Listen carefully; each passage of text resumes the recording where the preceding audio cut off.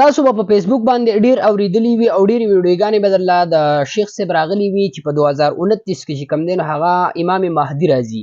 صحیح ده. امام مهدی څوک دی؟ امام مهدی چې کم دی په 2029 کې راځي که نه راځي، د شیخ صاحب دا بیان اورو، بیا درته زه په دې تفصیل باندې ویډیو کومه چې امام مهدی څوک دی، د چا د خاندان نه دی او دی به کله راځي، د اصلیت به څه وي، د حقیقت کې راتلی شي که نشي راتلی، ټول ډیټیل درته دې ویډیو کې ریکارډ کومه. خو راځئ د شیخ صاحب دا خبرې اورو، د چې کوم حدیث بیانوي تاسو سره د دې په باره کې حواله جات وي هغه هم زموږ سره کمنټس کولی شئ. راځئ د ده دا خبرې اورو، بیا یو څو خبرې کوو.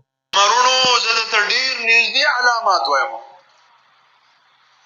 د دواړو جهانو سردار مبارک فرمایي چې امارت اسلامي قایم شي د هغې شپږ کاله پس به امام مهدي راځي. امارت اسلامي قایم شوی به 2022 کې او د 23 به شروع کړي. تاک کال کې به راځي،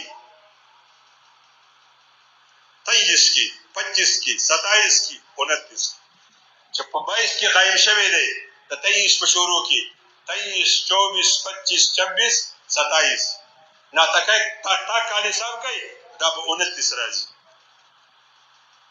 په 2029 کې د امام مهدي د ظهور کال او زه ان شاء الله به وسو کوم چې دغه به خطا کېږم. د دواړو جهانو سردار مبارک فرمایي چې په هغه وخت کې به د عربو بادشاه دا د یو زناور په نوم باندې هغه نوم وي، د هغه د وفات نه وروسته به بل یو سړی بادشاه کېږي.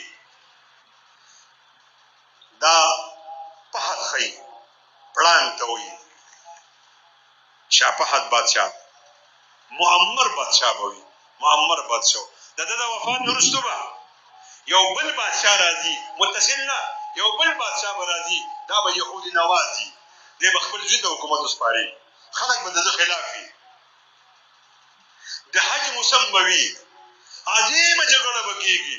د دې سړي د مرګ نه 4-5 ورځې وروستو یا د امام مهدي د ښکاره کېدو نه پس د ده مرګ دی، خو په دغه ټایم کې به د شاه سلمان مرګ او په سعودي کې جګړه شروع کېږي او دا به د حج ورځ وي او د جمر عقبه سره به دومره زیاتې وینې توی شوي چې حجان به پکې لوټ کړي شي. دغه ټایم کې به په سعودي حکومت کې یو عظیمه جګړه کېږي چې دا بادشاه به پکې سر خوري او دغه ټایم کې به د امام مهدي په لاس خلک بیعت کوي.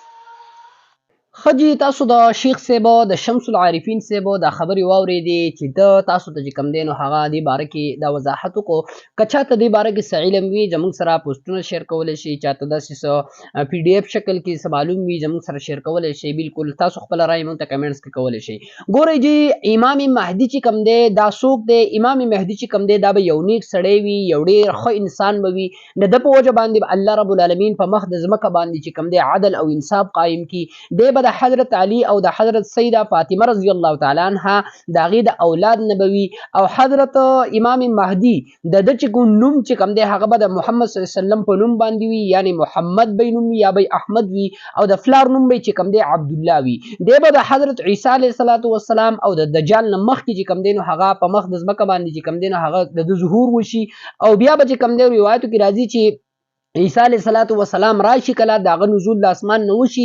زمونږ د اهل سنت والجماعت دا عقیده ده چې هغه به چې کوم دی ځمکې ته چې کوم دی نو هغه راکوزیږي. نو چې کله هغه راشي امام مهدي چې کوم دی هغه به عیسی علیه السلام ته وایي چې ته خلکو له جمع وکړه. نو عیسی علیه السلام به انکار وکړي چې نه، چې د دوی د وخت لپاره چې کوم دی نو هغه ته امیر مقرر شوی، ته جمع وکړه. نو امام مهدي چې کوم دی هغه به بیا جمع وکړي، خلکو له به مونځ وکړي د عیسی علیه السلام په موجودګۍ کې.